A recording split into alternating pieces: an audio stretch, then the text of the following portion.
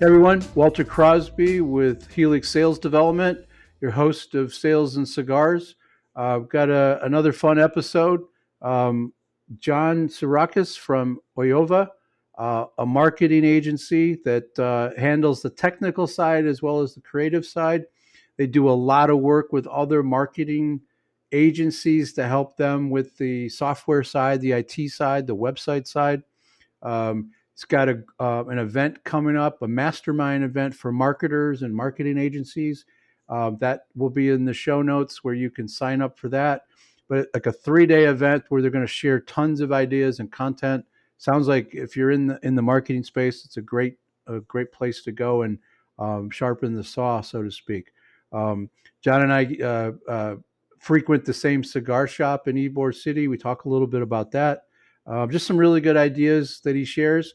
So go grab a cocktail, cigar, and strap in for another fun episode. Thank you. So, John, hey, appreciate you taking some time out of your busy schedule to be on the podcast. So, welcome. So, let's kind of like jump in with talk about the company, what it is that you see yourself positioned as, and who you position yourself to help. Like, who's your ideal Yeah. client? So we're a marketing agency and software and web development firm. It's two companies that merge together, marketing agency and a software and web development agency. Our client base, we kind of have three different ones, ideal customer profiles. And one is we work with a lot of other agencies that need a tech partner. So that's something that we facilitate them with. I would say on the software side, it's people that are looking for business critical applications, right? So something that solves a problem. In some respects, is a boring thing. It's not really a B2C. We work with a lot of B2B there. And then as far as the agency or the marketing agency side, we deal a lot with companies in the B2B space that have worked with another agency before and are looking to grow in some capacity. We're not a maintain agency. We want somebody to grow. So those are companies typically more than $2.5 million, and I think the largest client's like $850 million. So I know it's a wide window. The sweet spot would probably be around $20-25 million. So that mid market space is really a good spot, and I love the idea of somebody that wants to grow. We always tell our clients that you know at the end, like when everybody's excited and wants to move forward, I always say, "Hey, let me tell you why this won't work." Right? And I kind of deflate it a little bit, but like the reason this won't work is you. If you're not committed to the growth and working through the bumpy parts, because we're doing sales development, so there's always going to be somebody that's going to push back on change, and if you're not have that desire and that commitment for growth and transformation, let's not start. I've usually figured that out along the way. I just like to remind them, but to me, with marketing or sales, if you're not looking to grow and get bigger and better, you're going to fall behind, right? Agreed. And I love that. And we start a lot of the conversations with that as well. Like, hey, if you're not interested in growing and we prefer the aggressive side, then we should probably just stop the conversation here. And some people really check themselves mentally. It's like, all right, are we going to carry on this conversation? And most people are eager and aspirational, even if they're not there. So you can get them in a good place.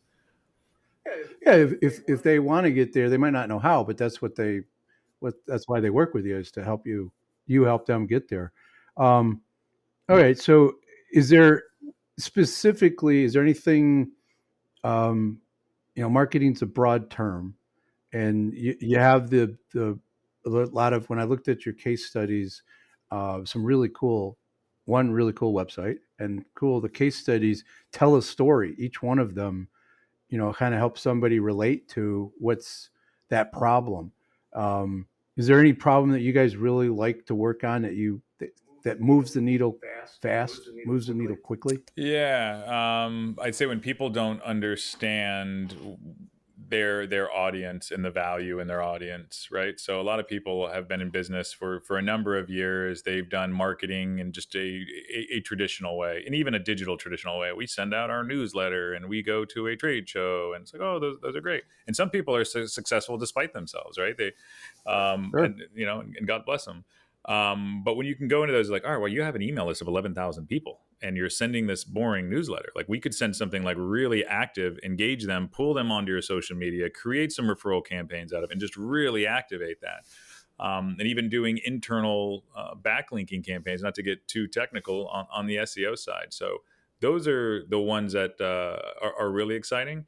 And on the flip side are people that are super specialized and niched, and you can just really cut through all of it, whether it's on SEO because it's going to be something easier to rank for, I should say, whether on paid search because it's specialized, on social media, and even to some respects, throwing it over to your side, I tell them, like, if you have such a great offering and you're in a niche space, you're still in that really strong cold call space. Like, you can like you have something that you can sell directly over the phone or door to door because not too many people are offering it, and you solve a problem people know they have.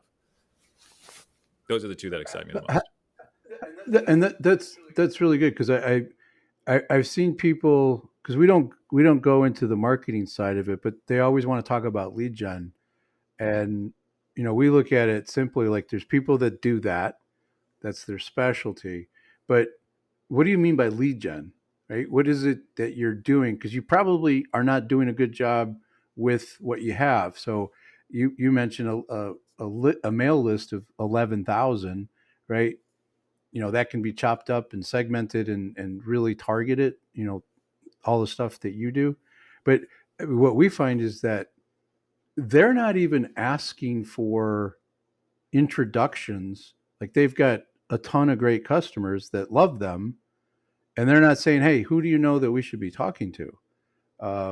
There's just some really low hanging fruit that we see that they're using 11,000 person mailing list and sending them a boring newsletter. That's um, cuts right to the chase. There's lots of things you can do. Um, with SEO, I'm somebody that has a niche. I'm somebody that I need to speak to a very specific person, um, the CEO. And how do you talk to somebody like me who's got this bad taste in their mouth around SEO and it just hasn't been successful? How do you deconstruct that? Because there's got to be a reason. How do you deconstruct that for a new client or a prospect that you're trying to talk to? Yeah, and there's been a lot of smoke and mirrors and black magic with SEO. A lot of people would say, "Ah, it's going to do this, or we're going to get you the first page of Google," and so on and so forth. At the end of the day, you're creating content right now. We're on this podcast, so with this, you can repurpose it in a number of ways. So you can take out all the best subjects and topics and whatnot, and create blog posts in that form. You can create videos, and if you do it in a specific and technical way, and you're drawing the right traffic, and you're pulling it in, and of course there's all the other ins and outs to it, you're going to continually build, right? Because your site in itself it starts out as just a street, and then you can build it into a city with as much content as you can have. So if I were you, and I was pitching you or in the initial meeting, I would start out with looking at, like, okay, what is the content that you're creating right now? We'd take a benchmark. Where are you currently ranking? We'd look at your competitors, depending on whether it's terms you want to rank for or people that are direct based on stealing business from you or vice versa. And then we would map out a strategy that way. And anybody that's in the SEO space can literally show you, these are the actions that we're going to take because these are the people that are beating you. There is nothing supernatural about it. It's pretty specific. Backlinks are still a huge game, and it's figuring out how we're going to pull in as many for your terms, or I'm sorry, for the pages that you want to rank for, and just making sure that you have really engaging content. Yeah, it's pretty simple. The and that you broke it down real simple. How important is somebody's website in terms of navigation, words, pictures? content I get, right? Because that's the thing that we should be doing. It doesn't need to be totally professional and perfect, right? You can just create it from from this podcast. We chop it up into pieces and use it, augment blog posts, use it on LinkedIn. But what about the website? Is that something that is critical infrastructure wise? I mean, what Yeah. So can SEO work without that? it depends on your competition, right? So if your Hmm. competitors have, and by competitors I mean the terms that you're trying to rank for, if those aren't, if all those sites are subpar, yours could be subpar too. It's fine because it's going to be dependent on how fast your website is in comparison to your competition, right? As well as how people behave with your site. So if there's a better designed site and people are engaging with it better, once they land on it, then it's going to show the search engines, predominantly Google, that whoever gets the best behavior rating deserves that term more, right?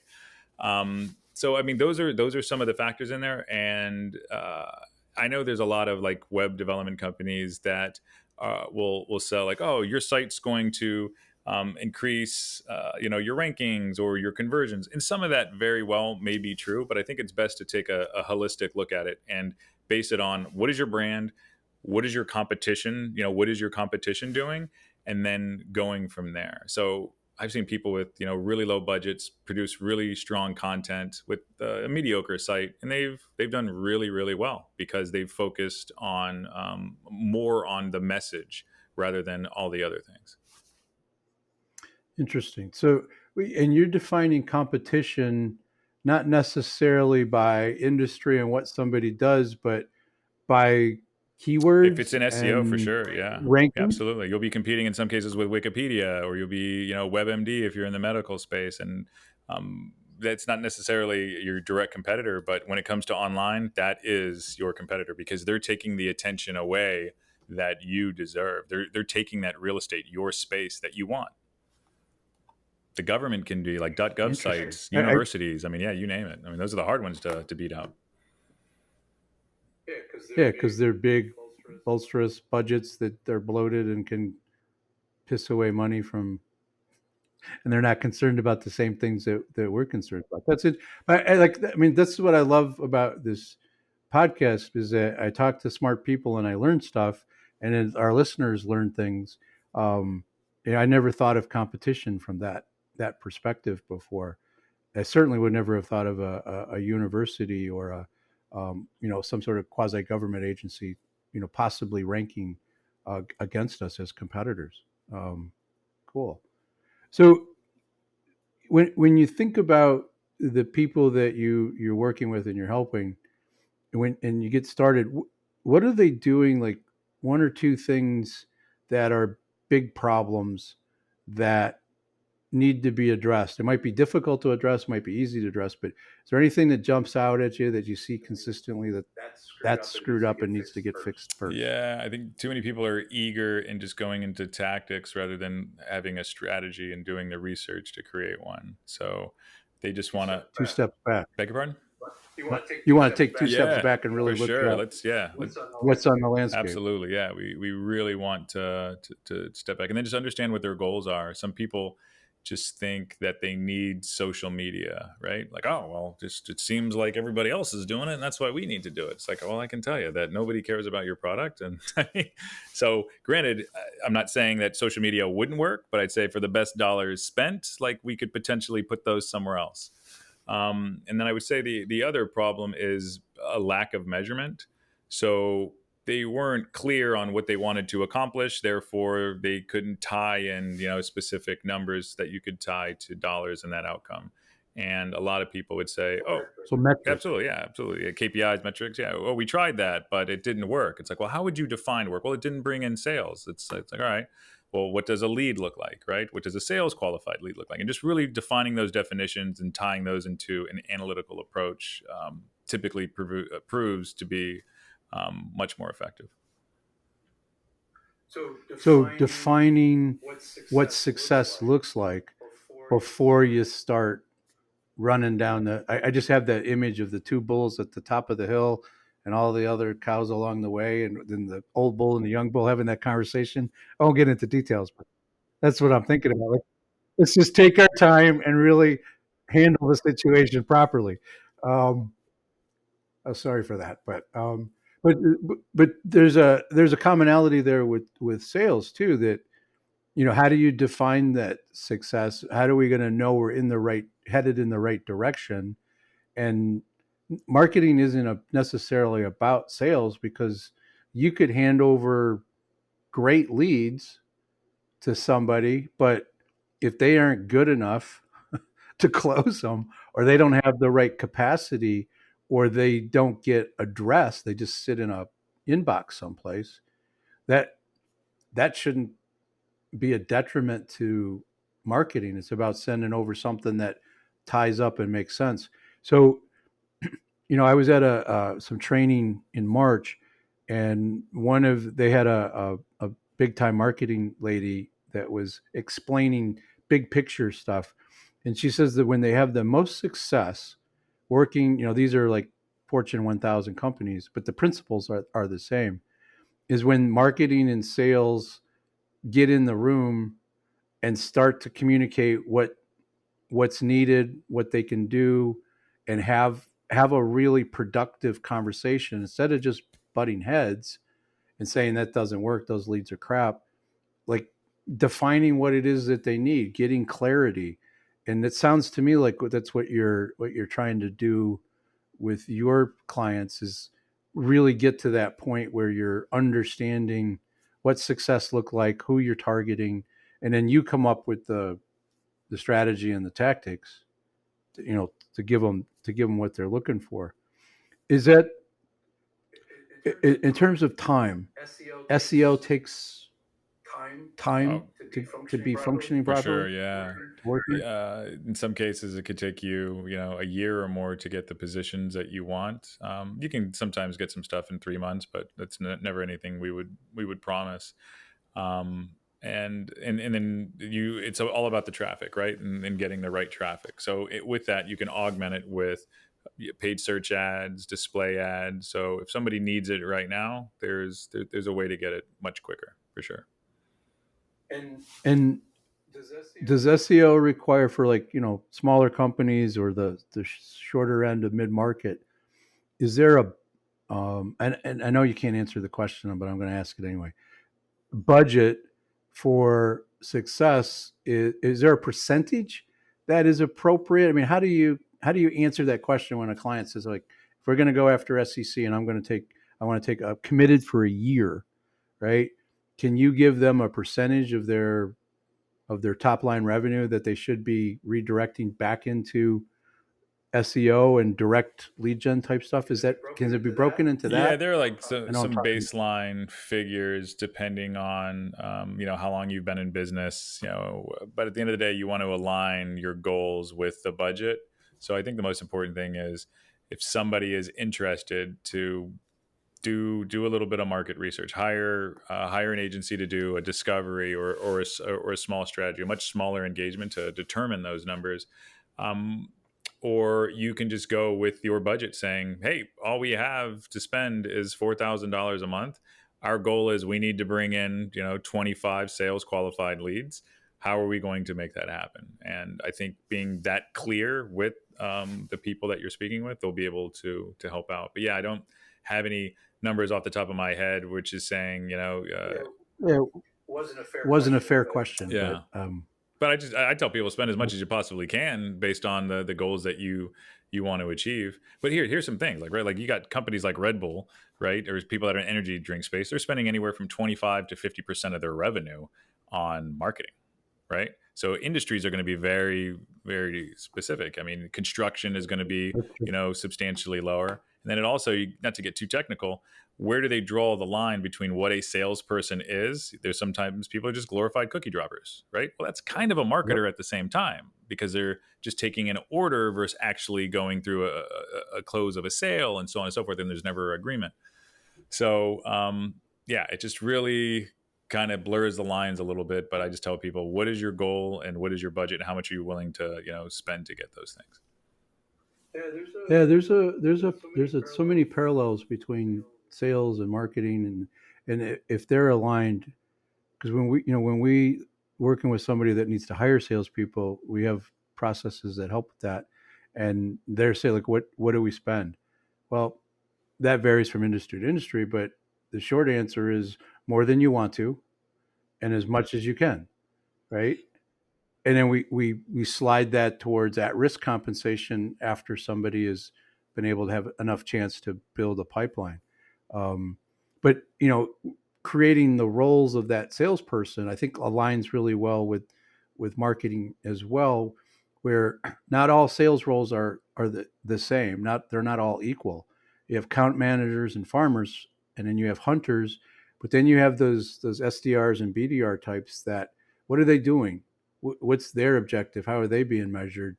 And are they handing things off to people? Because controlling that from cold call to close, that that doesn't always work. That model has changed, and it's become much more segmented, and it really matters what that company needs and how they're going to operate. So, thank you. I know I asked a dumb question, but I appreciate you. So, I think you have an event coming up that might be of interest to some of our listeners. Can you Yeah, share a little bit about that? people that are in the agency space or marketers and technologists, we have it's a mastermind event that's taking place in St. Augustine, October 16th, 17th, and 19th, and yeah, I mean tickets are on the website. We have a few left. We have some fantastic speakers that are coming in, but at the end of the day, it's just a really good mind share of a lot of experts just sharing the tips and tricks of the trade, everything from the sales and the marketing to growing your business in those spaces. So appreciate the opportunity to mention that. Thank you, Walter. All right, so we'll have that in the show notes where people can go. Is it virtual or in person? Both? Oh, awesome. I am so tired of looking at the little white dot on my camera all the time. And I was talking to somebody today, like, getting belly to belly with people, right? Is I mean, that's an old school term, but kind of miss it a little bit. I've been I've been traveling since probably June of 2020 or 21 rather, when things became somewhat open, and some people are like, everything's virtual, but other folks are like, let's get back to normal as much as possible. So I I love the fact that you're doing that in person. So let's land this at. We always ask about cigars because the sales and cigars concept. Is there a relationship that John has with cigars in your life? Yeah, so I enjoy a good cigar from time to time, but I grew up around them. My father was a cigar smoker, still is, and just tons of funny What memories. kind? The what's Arturo Fuente, because I'm here in Tampa, so the Ybor City is right down the street. So what are some of the other ones? Cohibas, I remember those like 20 years ago. The real ones, not the Hmm. fake ones. I heard a lot of that. And Yep. Opus X, um, Oh, and Fuente, yeah, nice. and I'm trying to think of some of those. So yeah, he kind of bounced around a little bit, but those I'd say were most of the ones in his humidor. And I have this one funny memory when we were hunting in a tree stand. I was a kid, and he was smoking a cigar, and he drops his lighter, and he can't light a cigar, so he's getting a little bit frustrated. He's like, "Yeah, you gotta go down there and get it." And I was like, "All right." So I'm like I'm searching, and he's like, "Hey, shut up." He's like, you're being too loud. You're gonna scare the animals." And I'm looking. I'm like, and so I come up. I was like, "What color is it?" He's like, "It's camouflage." I'm like, "What, are you kidding me?" I was like, "You get a camouflage lighter? You drop it in the middle of the woods?" I was like, "I'm not gonna be able to find this." Never did find the lighter, but yeah, I just remember the whole time he was so frustrated that he couldn't light that cigar. Yeah, that's funny. But smoking a cigar while you're hunting, was it more about the time with you and the cigar than it was about the hunting I think part so. And for I him? asked him, Was it just about being out yeah, I there? think it was definitely a part of it. And I asked him, I said, like, "Hey, like, isn't this going to scare the animals?" He's like, "Nah, it'll run them out into the clearing because they're going to think the woods are on fire." I was like, okay, whatever. Yeah, interesting. That's cool. So you're outside of Tampa. There's a Ybor City, I spend a couple of months in Tampa area a year during the year, and I have my own little. I brand up some cigars that I get from. Um, I'm going to give him a shout out, Michael at Long Ash, which is right downtown Ybor City. He's got a great bar in there, great little atmosphere. They got rollers. Always got two or three rollers in there working. Really well made cigars that they blend. And it's sometimes comical to go in there and watch. There's a husband and wife team, like, and they're one's on one table and one's on the other table, and they're speaking Spanish, and I don't speak Spanish, but I looked at him one time. I was like, "Are they married?" And he's like, "Yeah." How'd you know? I'm like, "Because they're arguing, and it seems like normal for them, right?" And 'cause I couldn't understand what they're arguing about, but he says, "Yeah, they are arguing, and it's stupid, right? Because they're talking about something with their what they were going to do for dinner." Um, but it was obvious they're rolling their cigars. Just I don't know. I just picked it up. But Long Ash is a good spot to go in there and grab. He's got a great rum selection that goes well with cigars. So um, Yeah. yeah, and outside tables too, which Yeah. is Next time you're in town, man, you not got to always hit me great in up. We got to August. get together for a cigar. Yeah, we'll go do that. I'm there October and November this year, so we'll connect. All right, John. I appreciate this. We'll have the event and all of your social media stuff in our show notes, and I hope this helps business and helps you grow the business and help businesses grow their business. So thank you. Thank you, Walter. It's a pleasure being here, man. A lot of fun. Thanks.